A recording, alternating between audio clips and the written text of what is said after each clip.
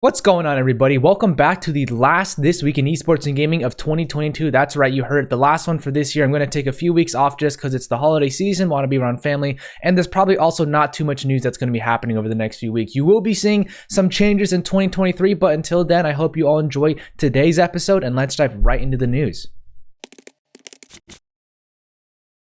For our first top 3 story, Apple may allow third-party app stores onto their actual platform here. So the European Union's Digital Markets Act requires platform holders to allow alternative purchasing options, which means Apple is reportedly planning on allowing third-party app stores on iOS in its next major software update. This basically means users must be allowed to install and use third-party apps as well as be able to sideload software by downloading directly, which has been a key differentiator from Apple and Google with their mobile operating systems over the past few years. Companies have until March 6th of 2024 to comply with this rule, and this would also give devs the option to circumnavigate Apple's 30% App Store cut. Another investigation is also underway in the UK regarding Apple and Google's ability to restrict cloud gaming across mobile devices. With all this in mind, some analysts are saying it won't actually do too much since it's still on the developers to get people to download their apps not from the Apple App Store, which takes a lot of effort, to be entirely honest.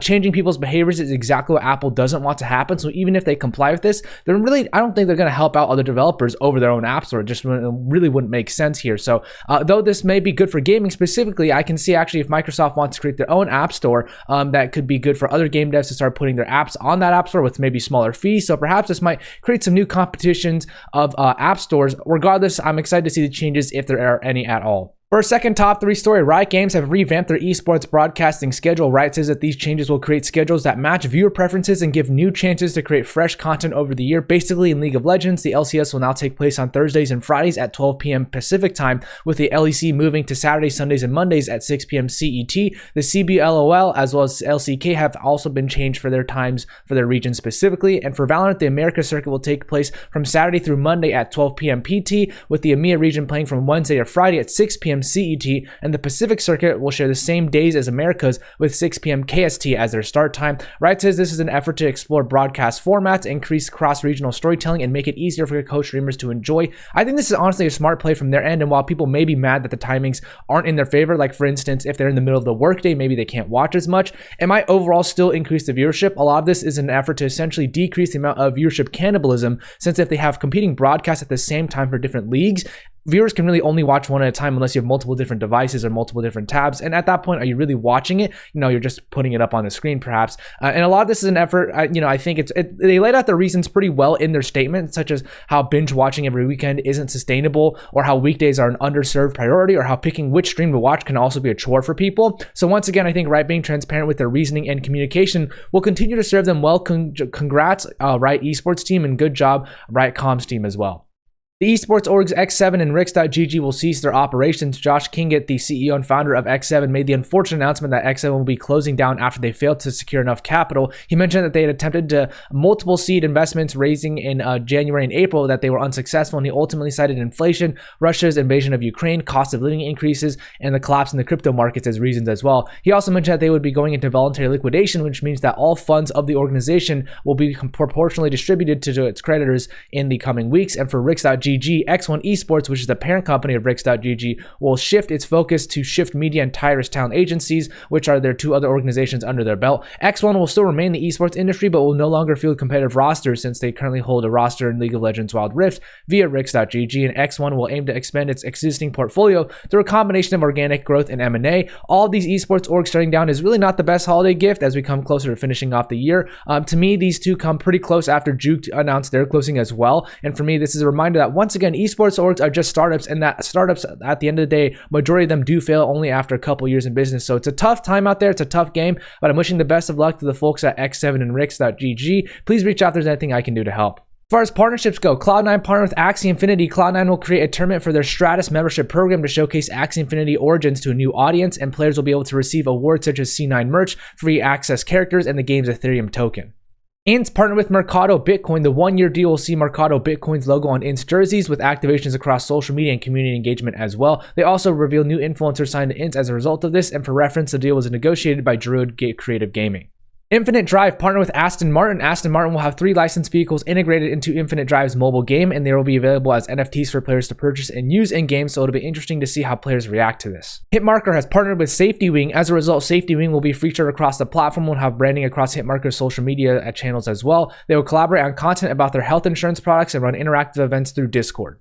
Matt Rutledge has partnered with the Esports Awards. As a result, he will now launch the Mobile Awards, dubbed the Mobies, which will take place in the summer of 2023 and will recognize the mobile industry's best players, games, teams, and content.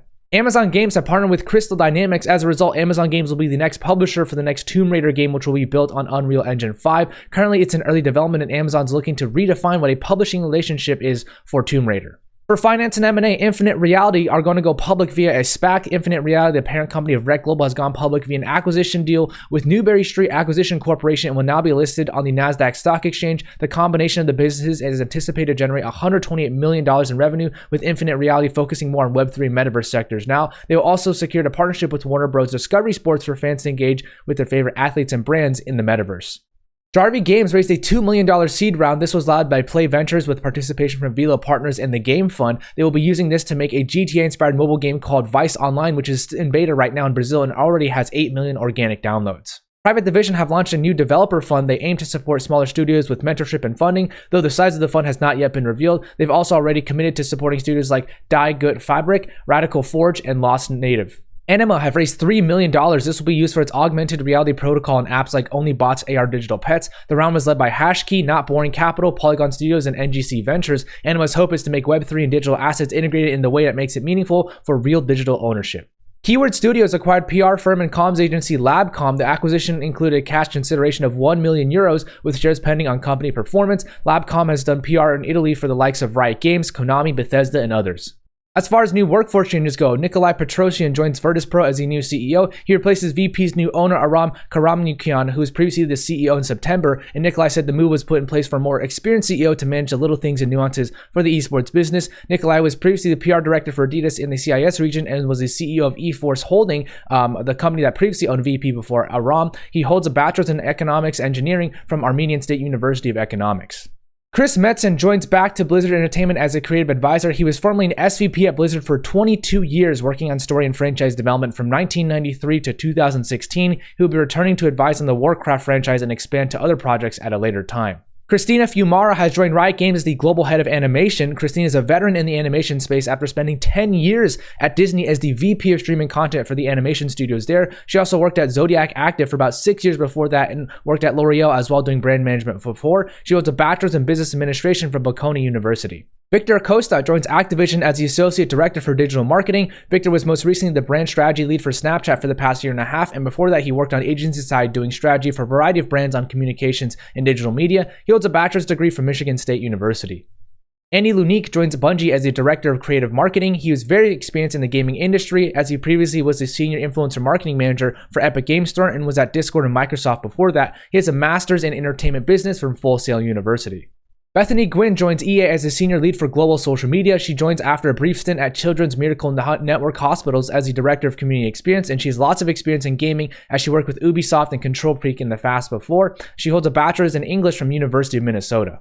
Alexander Lee has been promoted to the senior esports and gaming reporter at Digiday. He receives his promotion after a year and a half of reporting for Digiday on gaming, esports, and the metaverse. He has lots of experience in journalism and writing from the past as well, and he holds a bachelor's in English from Harvard. Mae Morrison has been promoted to the Senior Influencer Manager at Behavior Interactive. She's been promoted after 2 years as the Influencer Manager for the company, and she was previously a Community Specialist for 2 years at BioWare and holds a Bachelor of Fine Arts from Concordia University. Brittany Patton has been promoted to the Chief People Officer at Grid. She has a storied background in the talent and HR space, as she was previously the Head of People for 3 years prior to her promotion. She's been in a lot of talent acquisition and recruiter roles and will now be responsible for all aspects of HR. She holds a Bachelor's in Psychology from USC. As far as new stuff goes, Astralis have revealed their new Black Box Media. Black Box aims to help guide brands to reach audiences in the gaming and esports space by helping them with marketing, production, and branding services for clients. The company will be led by Jacob Lund Christensen and Anders Horschel of Astralis. The creative studio Zimt has launched. Karina Zimonite, who is the former head of content at G2, and Thorsten Denk, the former art director for Dr. Disrespect's brand, have created this new studio. They will work on creative campaigns for esports, personal, and non-endemic brands. Gabriel Zoltan Johan has launched the Esports Coaches Guild. Registered as a 501c6 nonprofit, the guild aims to provide legal resources and training opportunities to its members while advocating for LCS and NACL coaches. The membership ranges from $300 to $500 a year, and Gabriel aims to draw from his time coaching at FlyQuest and Immortals to help other coaches in the scene. That's it for this week in esports and gaming. Once again, thank you so much to the authors and brands for the images and information provided. And once again, shout out to James Fudge for his James Retort newsletter as well. He'll be also taking a break until the new year. But once again, everybody, if you know someone who find this valuable, please share it with them, tag them down below. And as always, everybody, have a great rest of your year, and I will see you in 2023 with more This Week in Esports and Gaming.